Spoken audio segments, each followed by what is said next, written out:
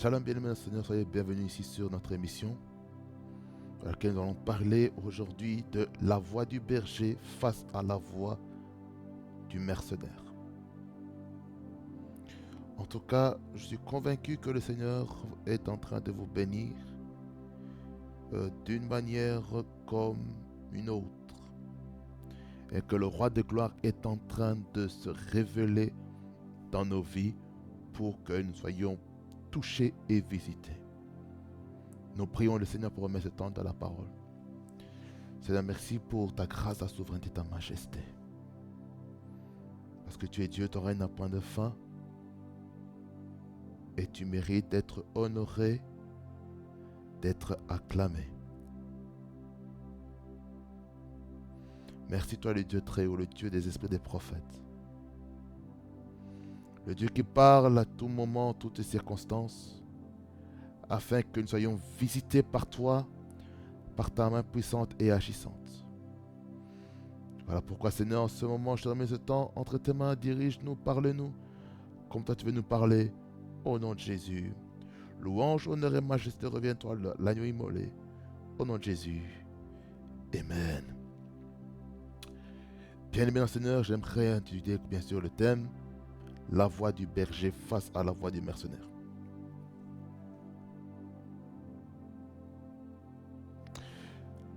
Ceci, c'est prophétique, cette prédication, et c'est l'enseignement que j'aimerais faire maintenant. Parce que il faut que la bergerie soit protégée. Pour ce faire, nous allons lire Jean 10, verset 1er,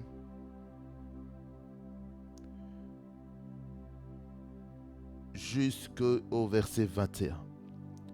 Ça va être une longue lecture. Et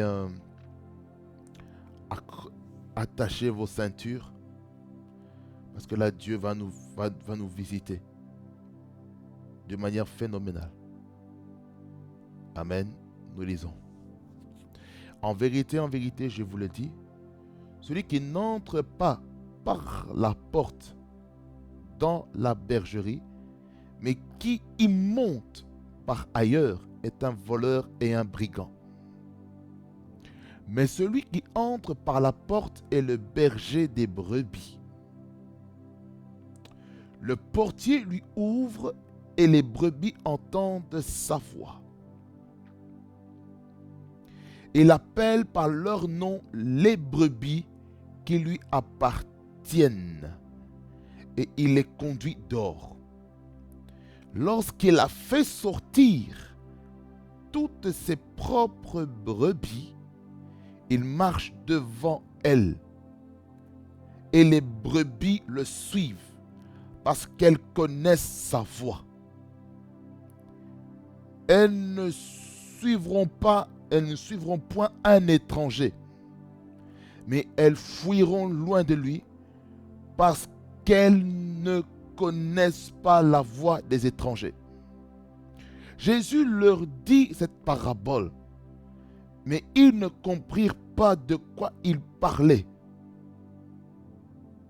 Jésus leur dit encore, en vérité, je vous le dis, je suis la porte des brebis.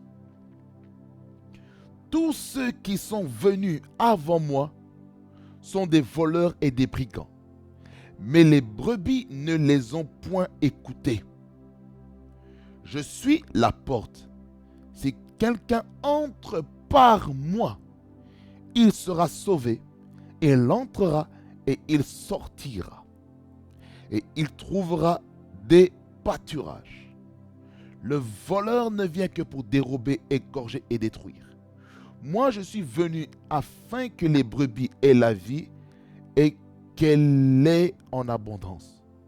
Je suis le bon berger. Le bon berger donne sa vie pour ses brebis. Mais le mercenaire, qui n'est pas le berger et à qui n'appartiennent pas les brebis, voit venir le loup, abandonne les brebis et prend la fuite, et le loup les ravit et les disperse. Le mercenaire s'enfuit parce qu'il est mercenaire et qu'il ne se met point en peine des brebis. Je suis le bon berger. Je connais mes brebis et elles me connaissent. Comme le Père me connaît et comme je connais le Père, et je donne ma vie pour mes brebis. J'ai encore d'autres brebis qui ne sont pas de cette bergerie. Celles-là, il faut que je les amène. Elles entendront ma voix et il y aura un seul troupeau, un seul berger.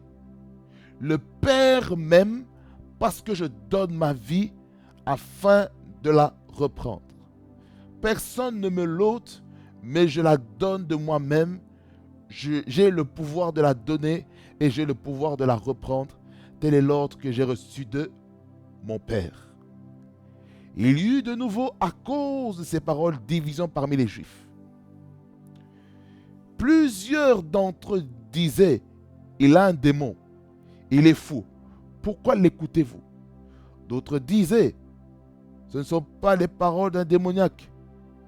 Un démon peut-il ouvrir les yeux des aveugles? Amen. Père, sanctifie ta parole et qu'elle fasse beaucoup de bien et qu'elle procure la croissance spirituelle à chacun et chacune. Je prie que l'intelligence de ton peuple s'ouvre afin de recevoir ce qu'ils vont recevoir maintenant au travers de ta parole. Au nom de Jésus, que j'ai ainsi prié. Amen. La voix du berger face à la voix du mercenaire. La voix, qu'est-ce qu'une voix? La voix, c'est un son. Ce sont des paroles qu'une personne libère. C'est le son que nous, on peut percevoir. On entend les mots, on entend les phrases. Lorsqu'on parle de la voix, il y a un début et une fin dans chaque voix qu'on écoute. Alors la voix, il y a la voix dans laquelle on peut entendre avec nos oreilles, et il y a aussi la voix dans notre cœur, la voix dans nos pensées, la voix dans notre conscience, la voix dans la parole de Dieu, la voix au travers des hommes et des femmes que Dieu utilise pour nous parler. La voix doit être distinguée d'une personne à une autre. Lorsqu'on parle de la voix, il faut comprendre que tout le monde ne parle pas de la même manière. Tout le monde n'a pas la même tessiture. Si je suis à utiliser le terme musical, personne n'a la même tessiture. Personne n'a la même intensité de la voix. Personne n'a la même hauteur de la voix. Personne n'a la même profondeur de la voix. Il y a certains qui ont une voix plus grave. Il y a certains qui ont une voix plus aiguë.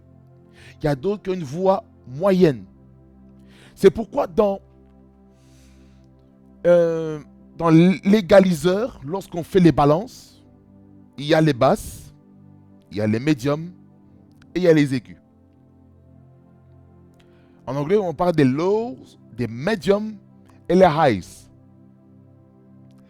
Et toutes ces choses-là, les basses, médiums et aigus, ça forme une voix.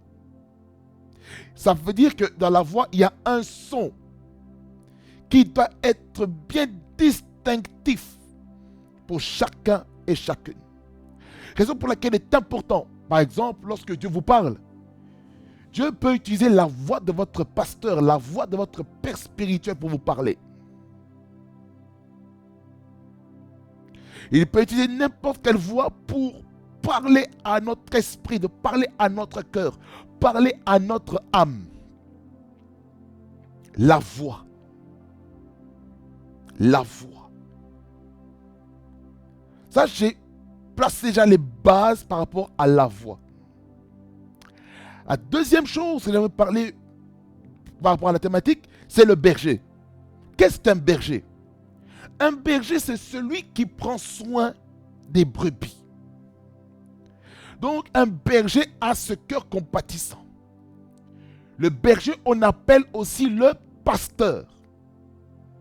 Et c'est là où il y a le ministère de pasteur ou le ministère de berger. Quel est leur but du berger? C'est de prendre soin des brebis, premièrement.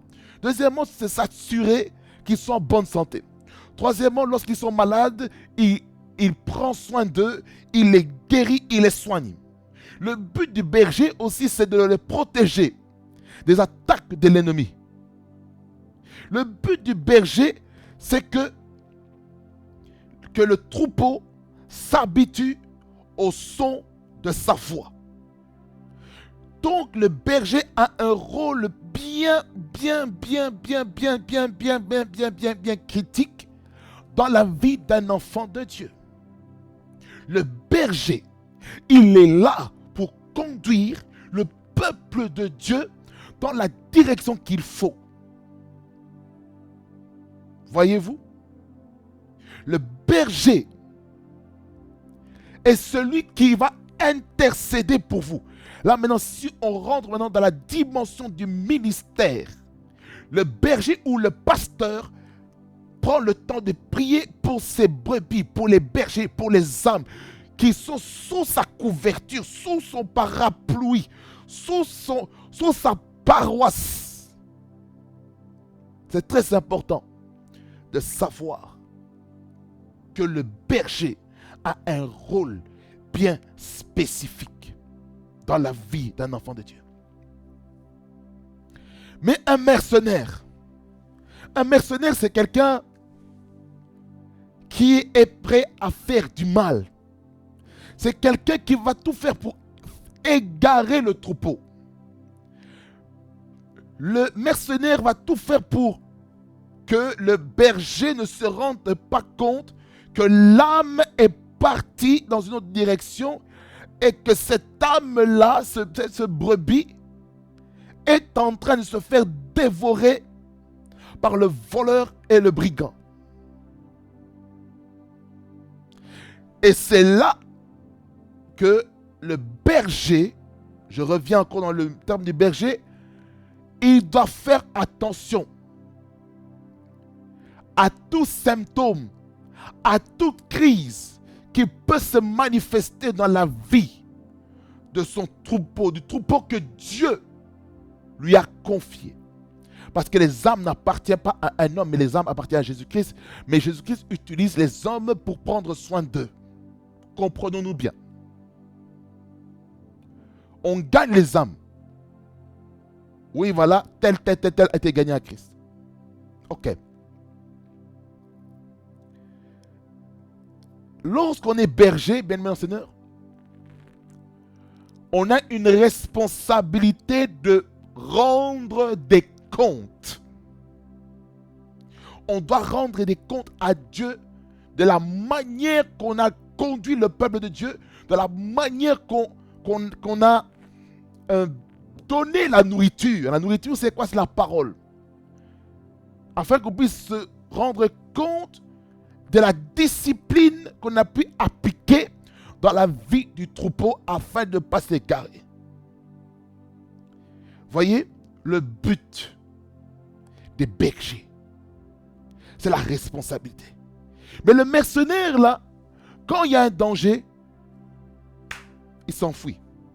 Il laisse la brebis comme ça, sans protection, afin que le loup vienne détruire, manger, tuer ces brebis-là.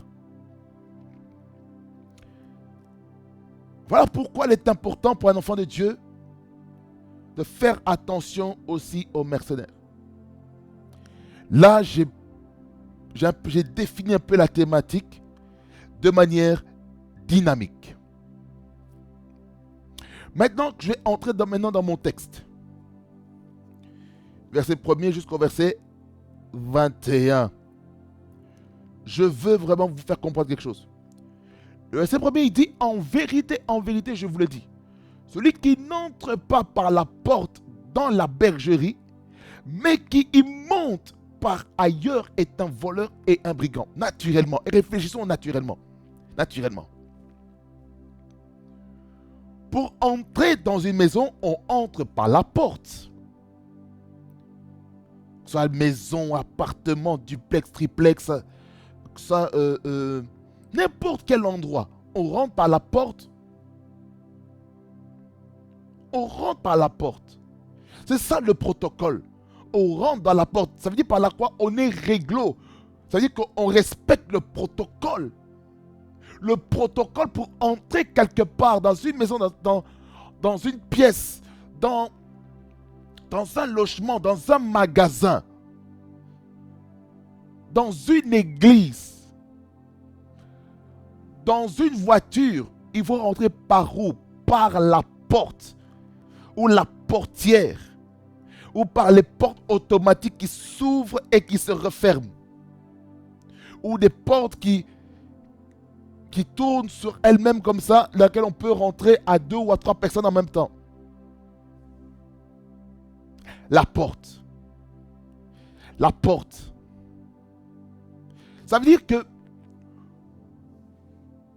pour connaître la voie du berger, il faut entrer par la porte de la bergerie. La bergerie, ça rassemble tous les brebis. Parce que là, on peut même pas aller dans le domaine un petit peu de l'agriculture, tout ce qui est élevage des bovins et tout, des bovins et tout ça. Entrer par la porte. Ça veut dire par là quoi? Si une personne entre autre part que la porte, c'est un voleur et un brigand. Un voleur, ça veut dire qu'il vient pour voler des biens sans qu'on se rende compte. Peut-être, comment dire, devant la maison, vous avez laissé peut-être l'escalier et la fenêtre au premier étage ouvert. Et vous êtes en bas. Et la personne est en train de monter les escaliers ou l'échelle ou l'escabelle pour aller au premier étage sans pourtant aller au rez-de-chaussée pour entrer par la porte principale. Voyez-vous?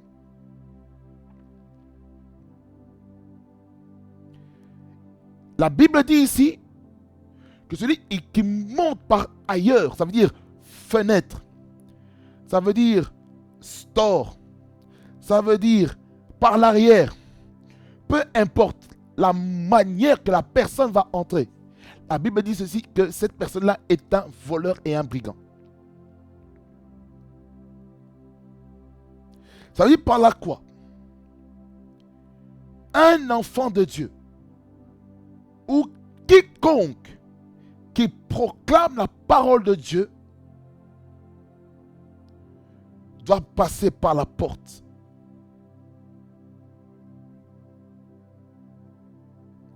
Parce qu'aujourd'hui, il y a pas mal de voleurs et de brigands qui ont pour but de voler les âmes, qui ont pour but de détruire les âmes, qui ont pour but de détruire les bénédictions des âmes. Voyez-vous?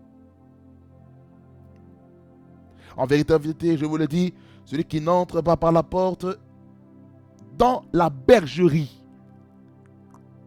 mais qui y monte par ailleurs, est un voleur et un brigand. Ces choses-là, ça peut venir par quelle manière? Aujourd'hui, les appels WhatsApp de certaines personnes qui peuvent dire qu'ils sont peut-être serviteurs de Dieu. Je n'ai pas envie de mettre en doute de ça. Des personnes qui prennent vos numéros et pourtant vous ne les connaissez pas.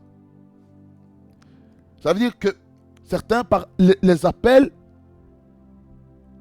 par appel audio ou appel en visio, ce qui se passe, là maintenant cette personne est entrée par une autre manière.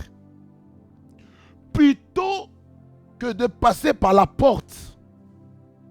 C'est pourquoi, bien-aimé Seigneur, vous devez faire attention aux portes de vos oreilles. Faites attention aux portes qui s'appellent GSM. Faites attention aux portes qui s'appellent tablettes, ordinateurs, télévision. Faites attention aux portes spirituelles que vous pouvez ouvrir aux voleurs et aux brigands. Il y a des gens qui ne respectent pas le protocole de la maison. C'est comme si quelqu'un qui est au rez-de-chaussée pour venir vers moi, qui ne sonne peut-être pas à la porte ou à la sonnette, il va monter maintenant en hauteur jusqu'au 6e étage. Mais ça n'a pas de sens. Pourquoi? Parce que cette personne-là est un voleur et un brigand. Et en plus, lorsqu'il monte comme ça, sans sécurité, il peut même se donner la mort. Il peut se blesser lui-même. Voyez-vous? Verset 2. Mais celui qui entre par la porte est le berger des brebis. Voyez-vous? Le protocole du royaume de Dieu, c'est que il dit ici que le berger doit entrer par la porte. Il faut entrer par la porte. Mais celui qui entre par la porte est le berger des brebis. Ce qui signifie, bien-aimés dans le Seigneur, nous devons apprendre à respecter le protocole spirituel, le protocole du royaume de Dieu. 3e verset, il dit, le portier lui ouvre et les brebis entendent sa voix. Il l'appelle par leur nom, les brebis qui lui appartiennent, et il les conduit dehors. Voyez-vous? Ça veut dire, pour que tu puisses entrer chez quelqu'un, on doit t'ouvrir la porte. Et on doit reconnaître ta voix. Afin que tu puisses entrer dans la maison, dans la bergerie. Il dit ce verset 3, le portier lui ouvre et les brebis entendent sa voix. Il y a certaines personnes, ils doivent reconnaître la voix de son berger. Ce message-ci, bien-aimés dans le Seigneur, c'est pour amener la libération des âmes qui sont vulnérables, qui sont faibles d'esprit, qui peuvent se faire embobiner, qui peuvent se faire tromper, qui peuvent se faire duper d'une manière comme d'une autre. C'est pour sauver ceux qui n'ont pas le discernement. Il y a des personnes qui vont croire aveuglement sans pourtant vérifier. Ma question est celle-ci. Est-ce que vous connaissez la qualité de vie de cette personne qui prophétise, qui proclame la parole de Dieu sur vous? Vous ne connaissez pas. Le portier lui ouvre et les brebis entendent sa voix.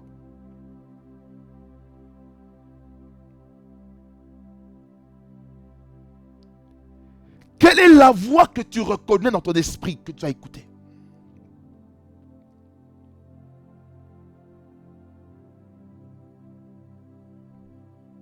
Quelle est la voix que tu dois écouter? Tu dois reconnaître qui est ton père spirituel, qui est ton pasteur.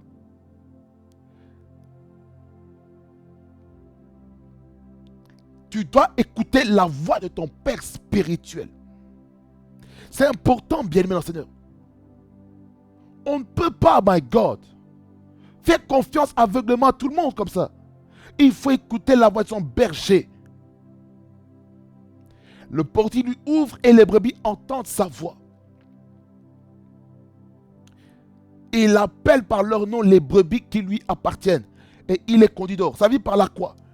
Lorsque le père spirituel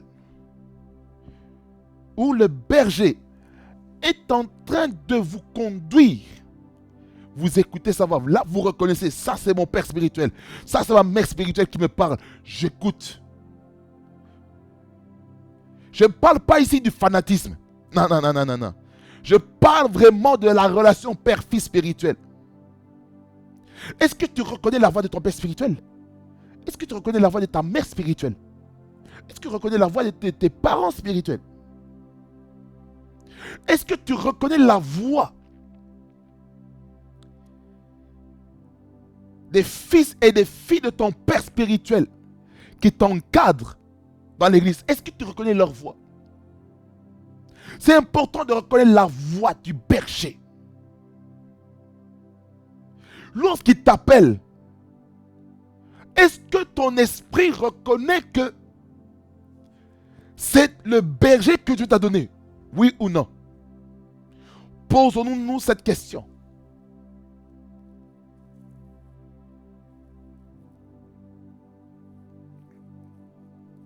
Il faut qu'on se pose ces questions. Est-ce que je connais la voix de mon berger? Est-ce que je reconnais la voix de mon pasteur? Est-ce que je reconnais la voix de mon prophète? Est-ce que je reconnais la voix de mon apôtre? Est-ce que je reconnais la voix de mon évangéliste? Est-ce que je connais la voix de mon docteur? Est-ce que je connais la voix de mon évêque? Est-ce que je reconnais sa voix? Il faut reconnaître sa voix. Lorsqu'il t'appelle, est-ce que tu réponds facilement oui? Ou tu as encore des hésitations en toi? C'est important de savoir ça.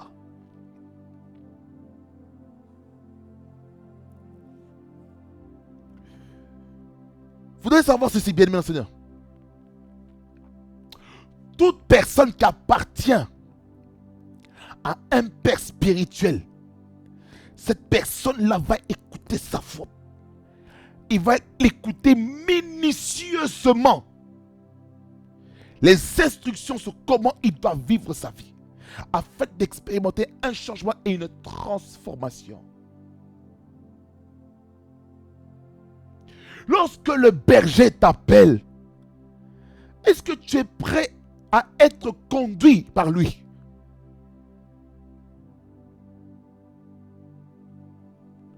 Est-ce que tu écoutes les instructions prophétiques de ton père spirituel par rapport à ta vie, par rapport à ta destinée?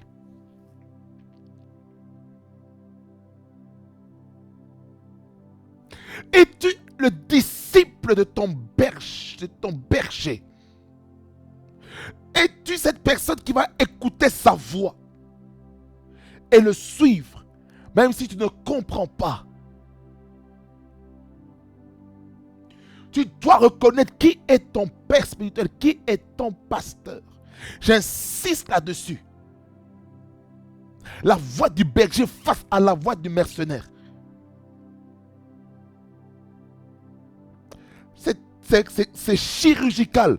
Ça veut dire c'est lourd. Parce qu'il faut que les gens comprennent que on ne va pas... Écoutez-moi bien, je vais dire quelque chose de fort. On ne va pas dans une église parce que c'est tout près de chez soi.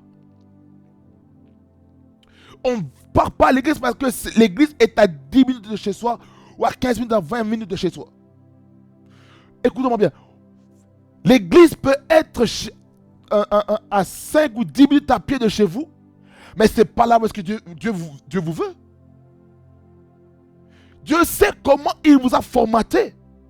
Dieu connaît votre devenir. Dieu connaît l'équipement qu'il vous a donné.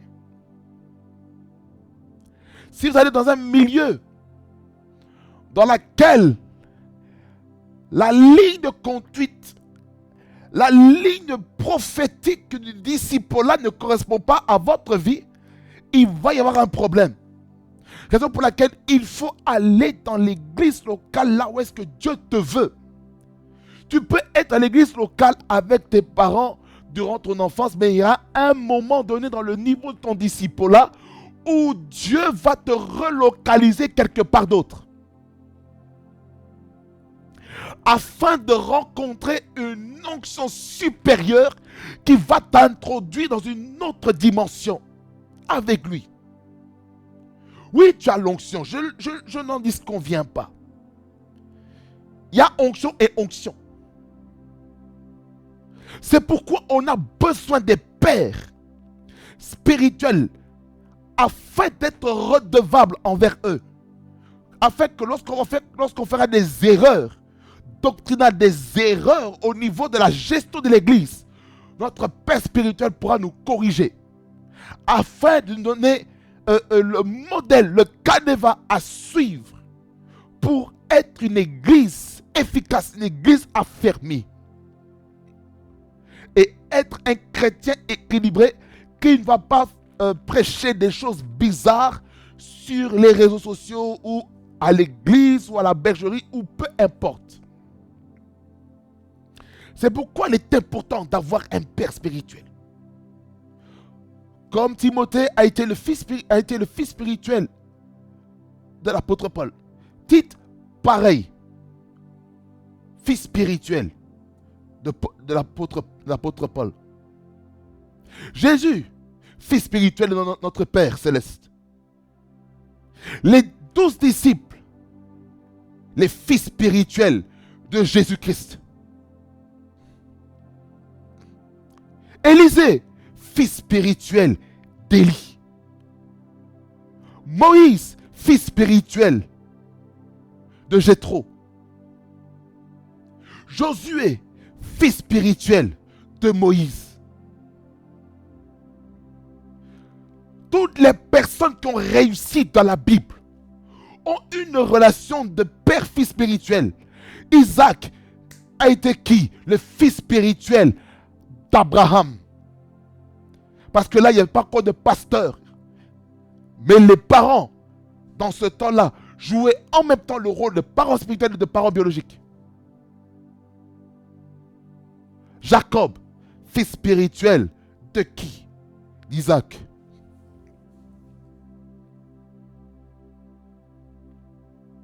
C'est la raison pour laquelle l'Église ici en Europe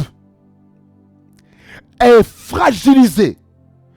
Parce que la connaissance, la notion de père et fils spirituel est carrément absente.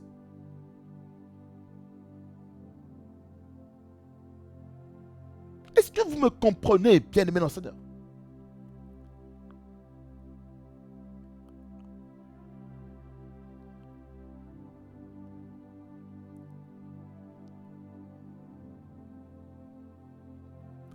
Oh, Shate Karaba Santa Baba Baba. When the glory comes, there will be no words to say. Oh, la voix du berger est importante à écouter. On n'écoute pas n'importe qui, bien aimé dans le Seigneur. On n'écoute pas n'importe quel prédicateur, bien aimé dans le Seigneur. Il faut écouter son berger principal. Ça veut dire qu'il faut être enraciné dans la doctrine de son père spirituel qui craint le Seigneur, qui marche dans la sainteté, qui marche dans les voies du Seigneur correctement. C'est vers lui qu'il faut aller. Il faut être enraciné afin de ne pas être emporté par tout vent de doctrine, comme il est écrit dans Ephésiens chapitre 4, le verset 16. Alors,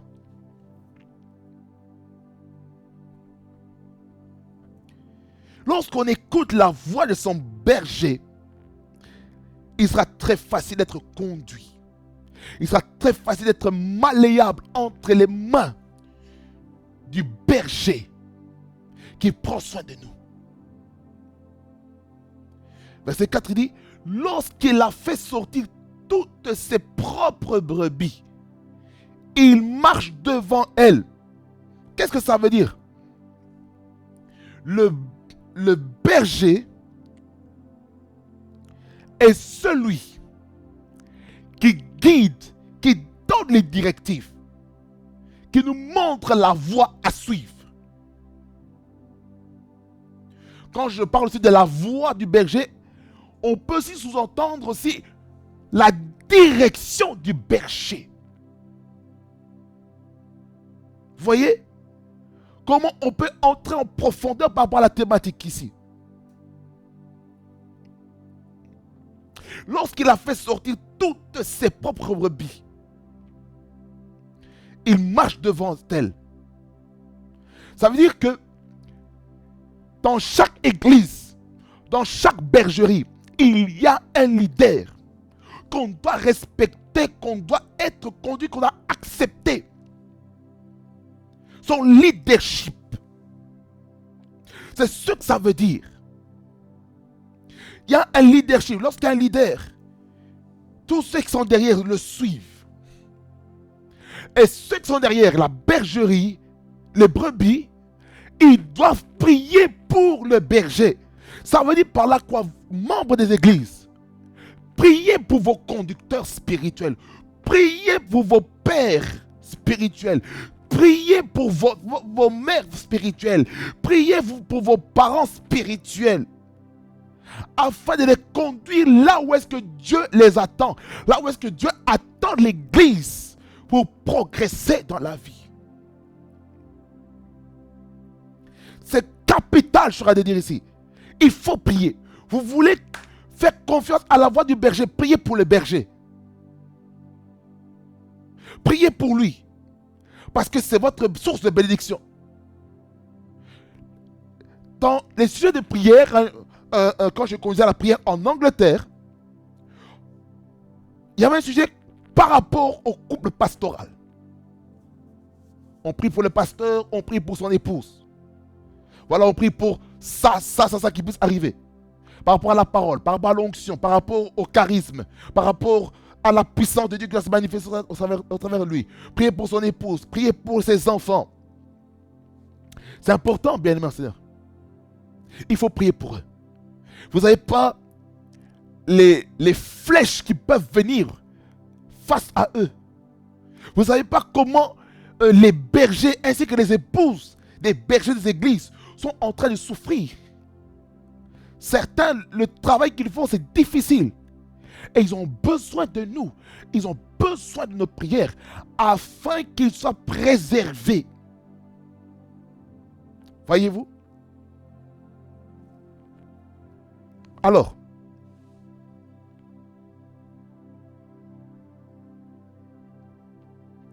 la deuxième partie de ce verset, il dit, et les brebis le suivent parce qu'elles connaissent sa voix. Pourquoi? Parce que les brebis ont appris à reconnaître la voix de leur berger sur le long terme. Qu'est-ce que ça veut dire, mes bien-aimés Seigneur?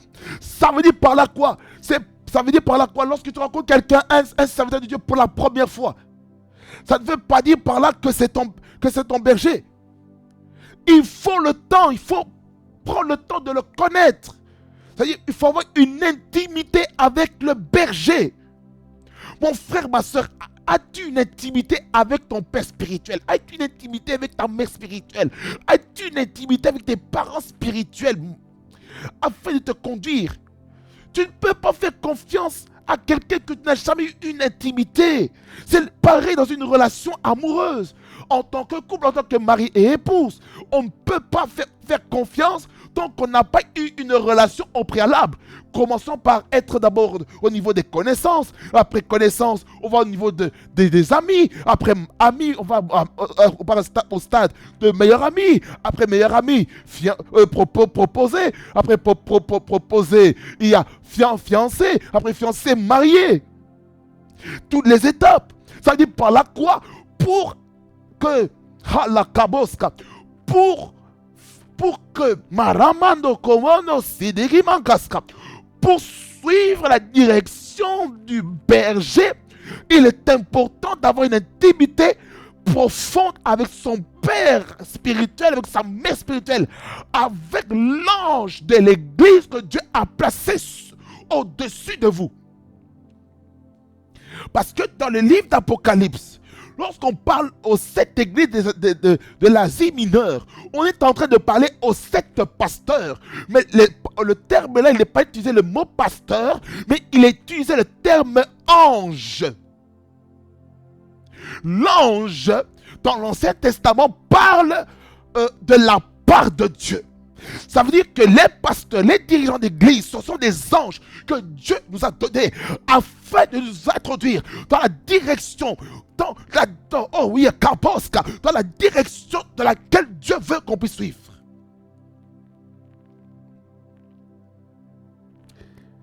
Shalalebros sikenai stegebai.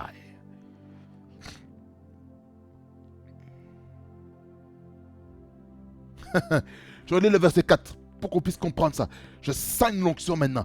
Lorsqu'il a fait sortir toutes ses propres brebis, on peut même parler de ses propres âmes. Il marche devant elle, le leadership, la direction. Et les brebis le suivent. Ça veut dire par là quoi? Il y a une notion maintenant d'obéissance. Il y a une notion de soumission à la voix du berger, à la voix du père spirituel, à la voix de la mère spirituelle, à la voix des leaders de l'église.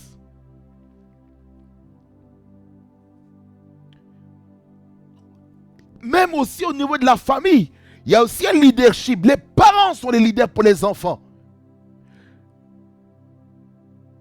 Marides Kabal, ça c'est le disciple-là dans la famille.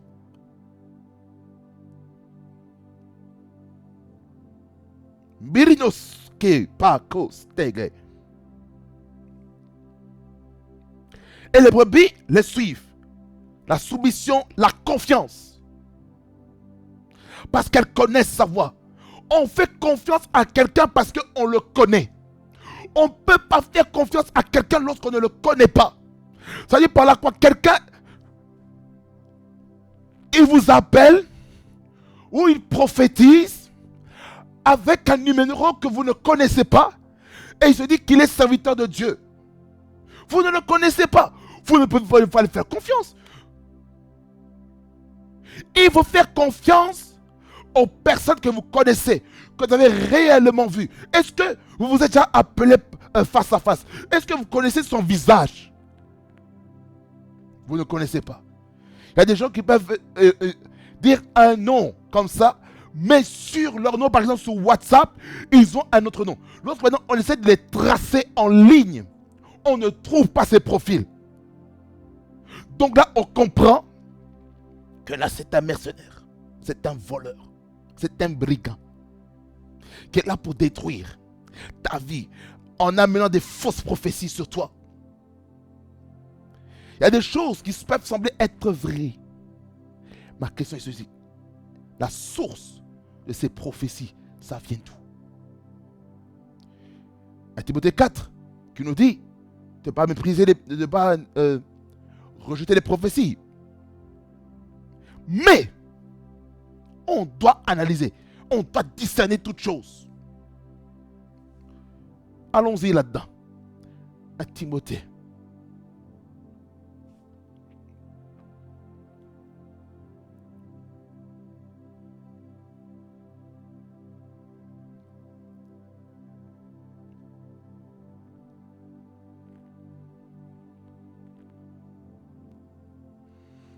Timothée, Maradaba Sonehekayas. Manaraba yende keyama. E makata yanana basota. Masekete brosata baba. Masata kare na mama. Manarama makata yanene.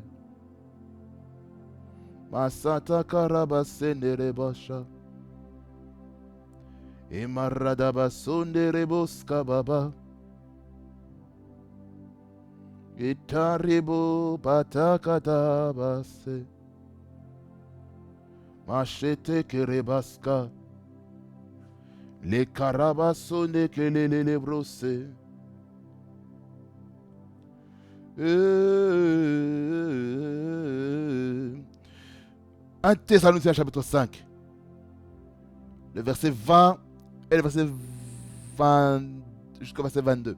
Il dit, ne méprisez pas les prophéties. Oui, on reçoit les prophéties.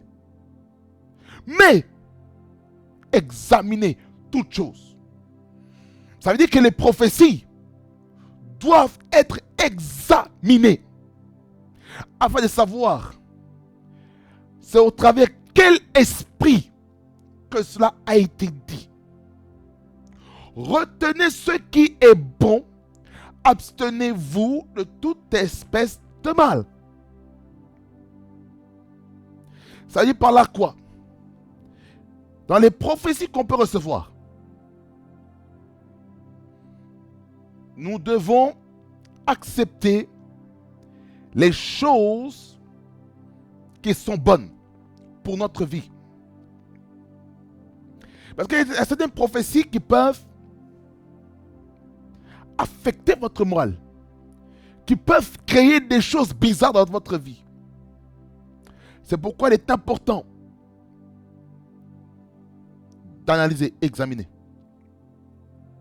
Examinons les prophéties afin de savoir qu'est-ce que Dieu dit.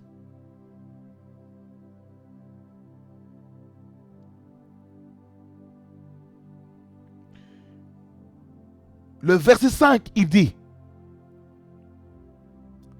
elles ne suivront point un étranger, mais elles fuiront loin de lui parce qu'elles ne connaissent pas la voix des étrangers. Ça veut dire par là quoi? Bien aimé dans le Seigneur, je vais être cash.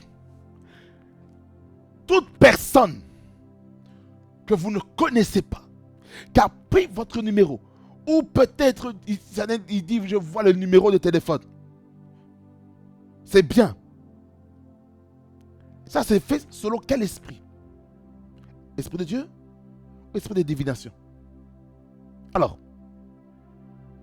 si vous ne connaissez pas, il ne faut pas faire confiance comme ça. Il faut discerner les personnes qui prophétisent. Il faut discerner. Parce qu'il y a beaucoup de voix étrangères. Ces voix étrangères-là, ce sont eux qui créent le trouble dans la vie des enfants de Dieu. C'est eux qui créent la confusion. Le pasteur principal prêche telle chose. Mais l'étranger va venir. Il va venir faire un dribble pour faire un travail dans ta vie pour ne plus être stable dans ce que ton pasteur, ton père spirituel est en train de t'enseigner. C'est-à-dire nous devons faire attention de ne pas suivre n'importe qui. Lorsque nous marchons avec le Seigneur Jésus, qui devez-vous suivre? Je sens l'onction de Dieu. Qui devez-vous suivre? Qui est votre maître? Qui est votre père spirituel? Qui est votre conducteur spirituel? Il faut discerner afin de savoir qui je dois suivre.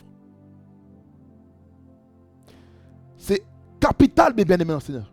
On ne blague pas avec la destinée comme ça. Alors, que l'Église fasse attention aux étrangers spirituels qui viendront détruire votre vie.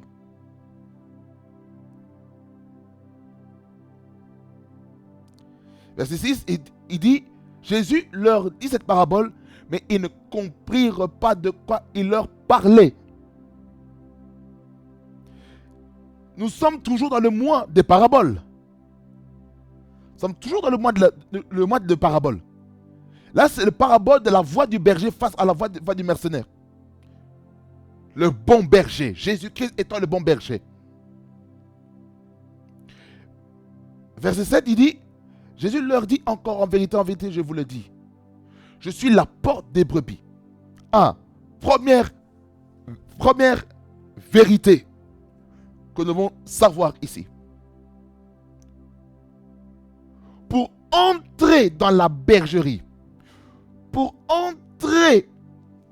s'entourer du pâturage, nous devons passer par Jésus. C'est le passage obligé. C'est Jésus-Christ vers qui nous devons nous diriger. Et Jésus-Christ a fait des dons de ministère. Ephésiens chapitre 4, verset 11. Jésus est la porte des brebis. Il est la porte des brebis. C'est Jésus-Christ qui est le protecteur par excellence des âmes. C'est Jésus-Christ qui est le protecteur par excellence des brebis que le Père Céleste lui donne.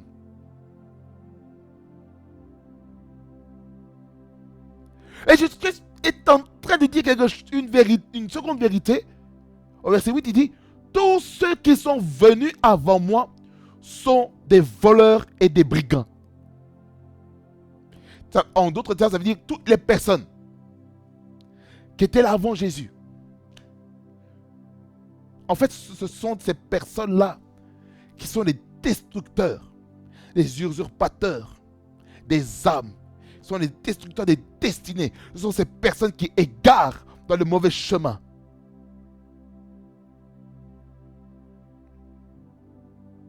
Mais les brebis ne les ont point écoutés. Ce qui signifie, bien aimé enseignant, nous devons faire attention avec ce qu'on écoute. Il y a certaines prédications, certains messages que tu écoutes. Tu es messed up. Hein? Il y a certaines choses que tu peux regarder sur le net. Ça peut être des portes d'entrée pour les infiltrations démoniaques. Même si c'est l'église. Il y a certains qui sont animés d'un mauvais esprit dans l'église. Et ce qui fait que certaines personnes, lorsqu'ils écoutent certains messages, ils ne sont plus normaux. Ils écoutent tel message et puis quelques minutes après, ils deviennent des rebelles dans leur maison. Ils deviennent des impolis, des arrogants, des nonchalants. Ils sont là et ils manquent de respect aux membres de leur famille biologique. Ça veut dire par là quoi ces personnes ont été endoctrinées dans des mauvaises choses. Sous le nom de Jésus. Jésus, il veut qu'on prenne soin de nos familles. Jésus veut qu'on aime les membres de nos familles. Mais il veut qu'on l'aime plus Jésus, qu'on le préfère plus à lui que nos membres de nos familles. Il faut aimer la famille, qu'il soit bon, qu'il soit gentil, qu'il soit méchant, qu'il soit facile à vivre ou difficile à vivre. Nous devons les aimer. Qu'il soit sorcier, qu'il soit sorcière, nous devons les aimer. Qu'il soit occultiste, qu'il soit magicien, nous devons les aimer. Dieu veut leur conversion. Et ça va passer par le fruit et le caractère qui va manifester dans ta famille. C'est comme ça que tu prendras soin de ta famille. Si tu ne prends pas soin de ta famille, tu seras pire qu'un infidèle. C'est comme la Bible dit, c'est dans 1 Timothée chapitre 5 verset 8. Il dit celui qui ne prend pas soin des siens, en particulier ceux de sa famille, il a fait quoi? Il a renié la foi. Et il est pire qu'un infidèle. C'est pour dire, la famille, c'est quelque chose qui tient à cœur de Dieu. C'est-à-dire, après avoir reçu le message à l'église, il faut qu'on soit poli dans la famille. Il ne faut pas qu'on soit impoli comme ça. Et puis, à cause de nous, on va perdre des âmes dans les membres de nos familles parce qu'on s'est méconduit. When the glory comes, there'll be no words to say. Oh, Shatarados. When the glory comes, there'll be no words to say. Oh,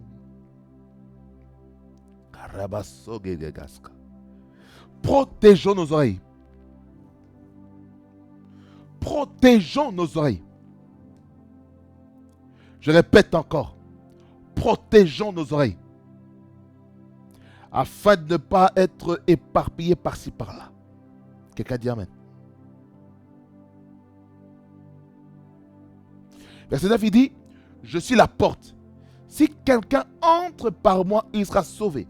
Il entrera et il sortira et il trouvera des pâturages. Ça veut dire par là quoi?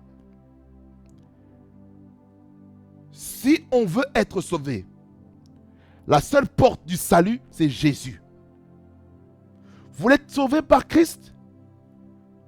Eh bien, acceptez-le comme Seigneur et Sauveur. Ce n'est pas Mahomet, ce n'est pas Bouddha, ce n'est pas Confucius, ce n'est pas Aristote, ce n'est pas aristocrate, ce n'est pas Constantinople, ce n'est pas un président d'une nation ou un roi d'une nation. Non, c'est Jésus. Alors, lorsqu'on est sauvé et qu'on rentre par la porte qui est Jésus-Christ, eh bien, il faut savoir qu'on entrera et on sortira. Ça veut dire par là quoi? On entre pour faire quoi? Pour rencontrer d'autres frères et sœurs en Christ. Afin d'aller ensemble à l'extérieur pour se nourrir dans sa présence. Afin d'être assainis dans les choses de Dieu.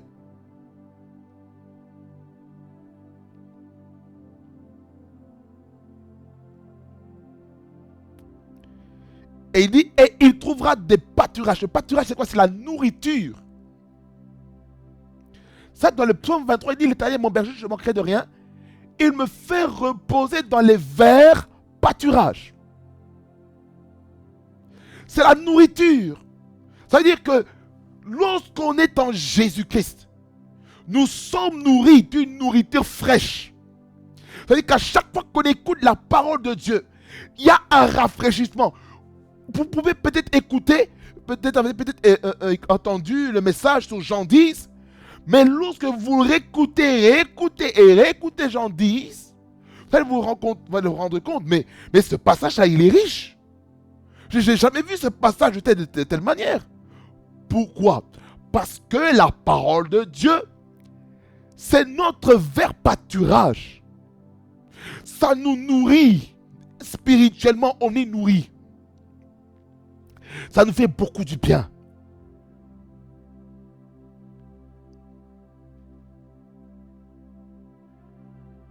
Le verset 10 que nous connaissons affectueusement. Il dit que le voleur ne vient que pour dérober, égorger et détruire. C'est ça la mission du voleur ou la mission du mercenaire. C'est quoi? Le vol de la destinée, le vol de l'appel, le vol de la paix, le vol du travail, le vol de l'intimité avec le Seigneur. Le voleur, il vole ta relation avec ton père, avec tes parents spirituels. Le voleur fait quoi? Il égorge, il est là pour te tuer. Il est là pour tuer ta destinée, tuer ton progrès, ton avancement. Il est là pour tuer l'intimité avec le Seigneur. Il est là pour tuer l'intimité avec ton père spirituel, avec ta mère spirituelle. Il est là pour tuer tout ce qu'il y a autour de toi. Le voleur est là pour détruire. Il y a des choses que tu avais bâties. Tu as bâti peut-être ton capital pour investir dans une société. Mais le diable a détruit ces finances-là. Parce qu'en amenant tel problème de panne de voiture, problème de travaux, de la carrosserie, peut-être problème par-ci, problème par-là. Écoutez-moi bien, le voleur là, il veut détruire tout sur ton passage. Il veut détruire la protection divine que Dieu est en train d'amener sur toi. Mais Jésus-Christ est venu pourquoi? Dans son manifesto, il dit, moi je suis venu afin que les brebis aient la vie et qu'elle ait en abondance. Ça veut dire qu'il faut que la vie qu'on reçoit en Jésus-Christ soit abondante. C'est ça le but pour lequel nous entrons dans la porte du salut, la porte de la bergerie. C'est pour être sauvé. C'est pour avoir la vie éternelle. C'est pour cela qu'on a ça. Verset 12, il dit, mais le mercenaire qui n'est pas le berger et à qui n'appartiennent pas les brebis. C'est-à-dire que le mercenaire, il est là pour voler. Il peut dire, voilà, ça c'est mon âme, ça c'est à moi. Voit venir le loup. Le loup, ça veut dire, ce sont toutes les personnes qui sont là pour venir détruire. Qui sont là pour détruire l'œuvre de Dieu. Qui est là pour détruire la vie de cette brebis. Lorsqu'il voit le danger, il t'abandonne. Ça peut être quelqu'un qui peut te prophétiser en ligne. Mais lorsque tu as un problème, il te laisse tomber. Ça peut être n'importe qui. Un mercenaire, c'est celui qui te laisse à toi-même. Qui voilà, assume les conséquences. Hein? Est-ce qu'un vrai berger va parler comme ça? Assume les conséquences. Au lieu de le récupérer,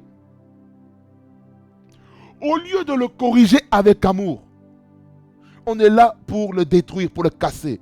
Mais là, il y a un moral. Là, il y a un problème. Il y a un problème. Il y a un problème. Il voit l'adversité. Le mercenaire, il voit l'adversité. Il voit le danger arriver dans la vie de l'âme qui est sauvée pour le Seigneur. Il voit cela. Il dit, c'est pas mon problème. Moi, je me retourne. Non, je n'ai pas vu. Non, je n'ai pas vu. Je ne connais pas cet homme. Allez, Satan, allez, les démons, les sorciers, allez, attaquez-le. Ensuite, il est laissé à la merci de tout le monde. Il est blessé, il est terrassé, il ne sait plus se remettre. Et ces attaques-là du loup va faire quoi? Si on laisse la brebis en mauvais état, tôt ou tard, il va mourir. Raison pour laquelle, pour éviter la mort spirituelle ou la mort de sa destinée, nous devons absolument dépendre d'une seule bergerie. Pas de plusieurs bergeries. Une seule.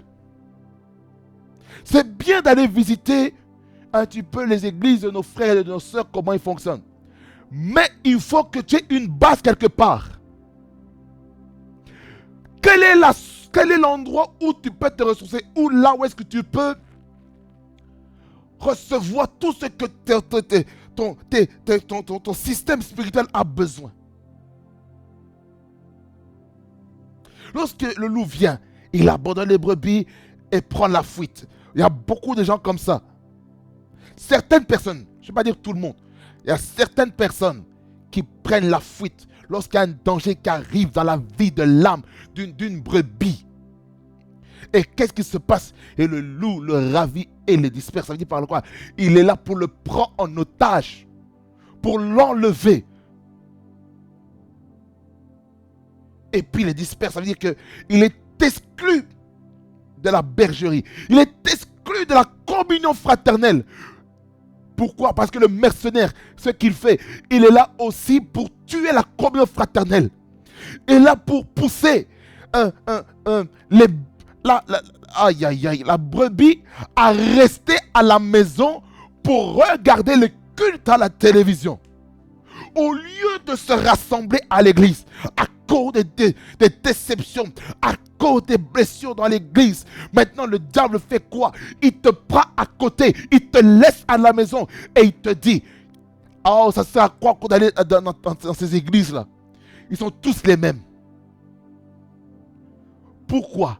Parce que tu n'avais pas écouté la voix du berger, mais tu étais distrait par la voix de mercenaire. Le mercenaire, c'est qui? Ça peut être aussi un frère en Christ qui peut te pousser à quitter l'église.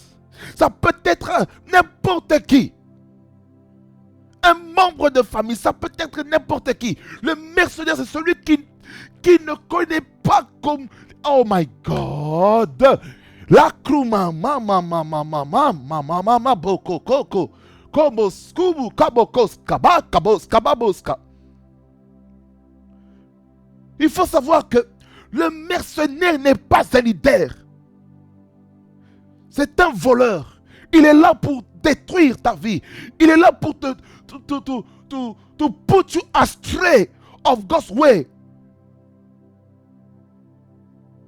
Il est là pour t'égarer dans les voies du Seigneur.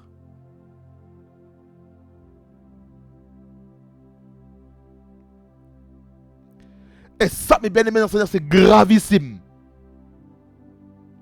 C'est gravissime à un très haut degré.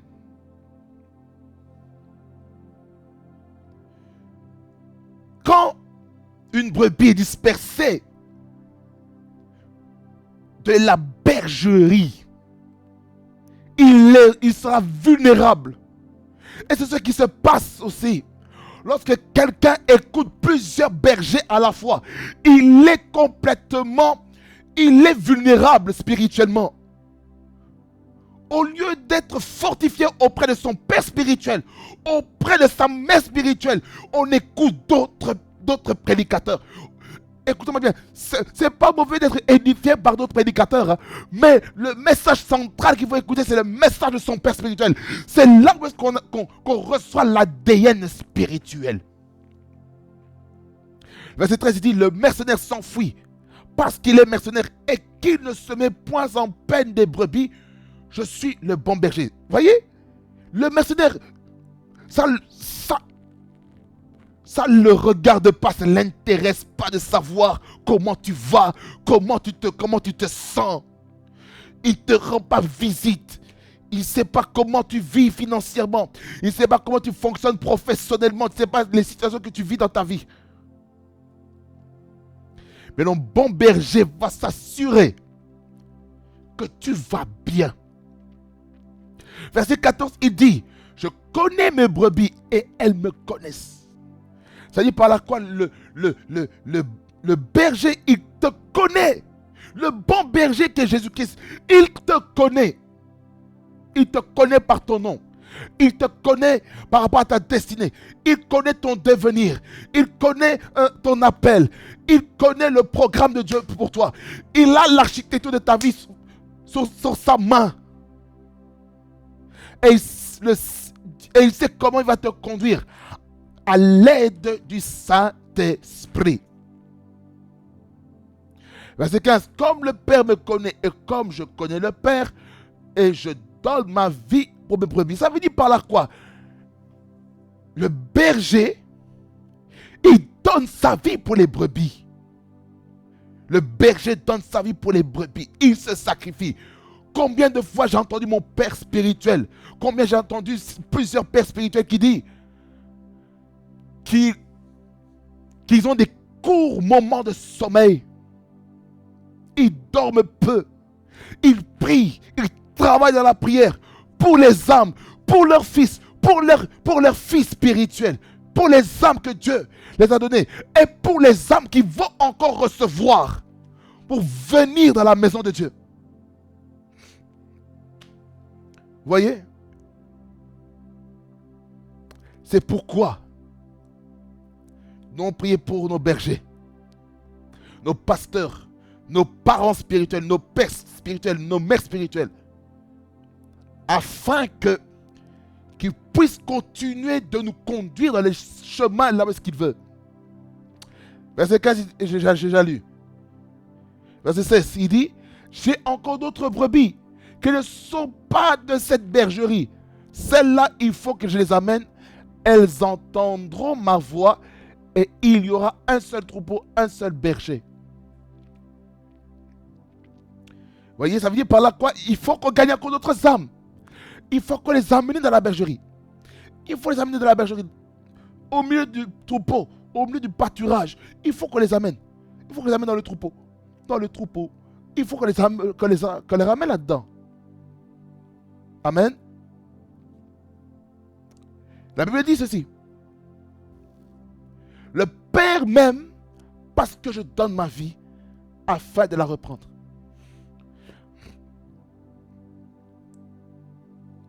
Ça veut dire par là quoi? Le fait de donner sa vie en tant que berger, en tant que père spirituel, en tant que mère spirituelle, en tant que conducteur spirituel d'une église, c'est la manifestation de l'amour pour les âmes. Afin de le reprendre plus tard, lorsque nous allons rejoindre le Père, lorsqu'on aura accompli toute notre mission. Alors, je vais m'arrêter ici. Parce que là, j'ai fait vraiment une longue exégèse. Donc, c'était enseignement, prédication, tout ce qu'il faut, prophétique et tout. Je crois une chose que chacun d'entre nous avons compris.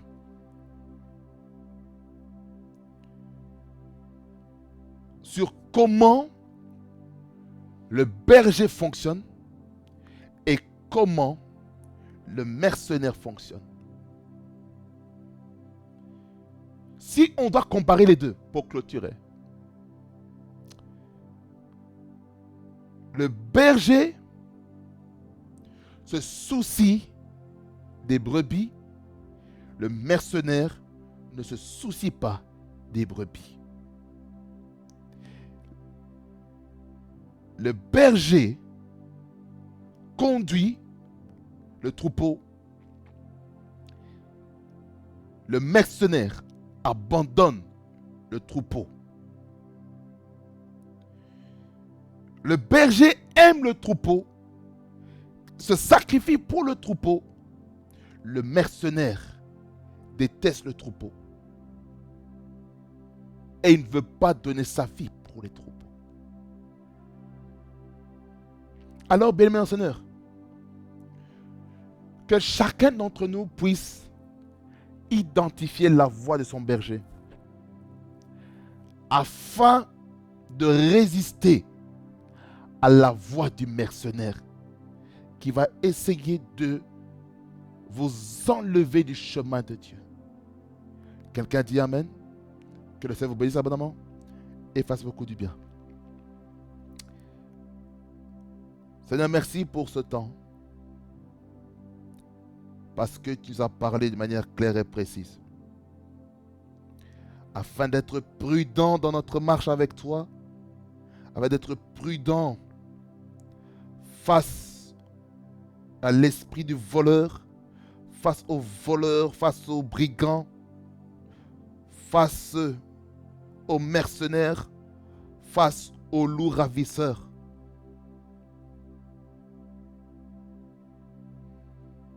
Seigneur, je prie que chacun puisse identifier la voix de son berger dans son église locale. Et même ceux qui sont bénis par mes messages, que chacun soit exhorté et béni.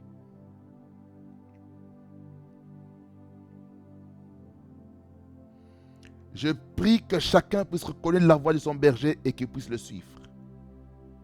Je prie que la relation père-fils spirituelle soit renforcée dans la vie de ton peuple au nom de Jésus-Christ. Et qu'il ne soit pas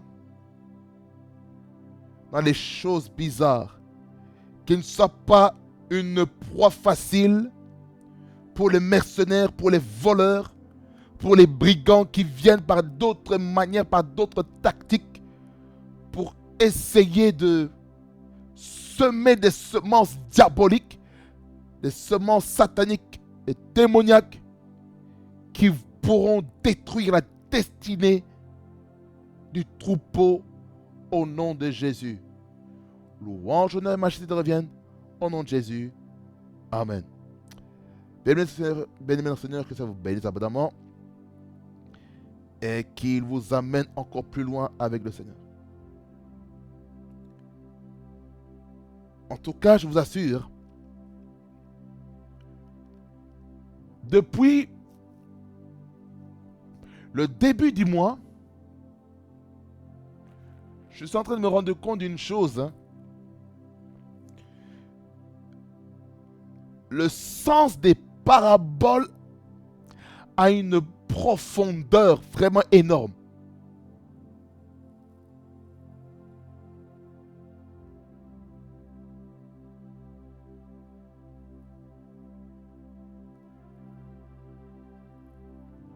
C'est tellement profond au point où on peut même en retirer des leçons par rapport à ça. Il y a des leçons à en retirer dans chaque parabole. Vous allez vous rendre compte que toutes les paraboles tournent autour d'une seule personne. C'est Jésus. Toutes les paraboles tournent autour de Jésus et du royaume de Dieu. C'est ça le centre, c'est ça le socle de notre vie sans Jésus. Amen. Car je sais que cette vidéo-ci est un peu longue parce que je me rends compte d'une chose, que le Seigneur est en train de m'amener dans une dimension d'un enseignant de la parole plutôt qu'un prédicateur. Je le sens très fortement que ce côté enseignant est en train d'entrer en profondeur par rapport aux Écritures. Et c'est bien d'entrer dans la profondeur. Parce que si on n'entre pas dans la profondeur, eh bien ce sera compliqué.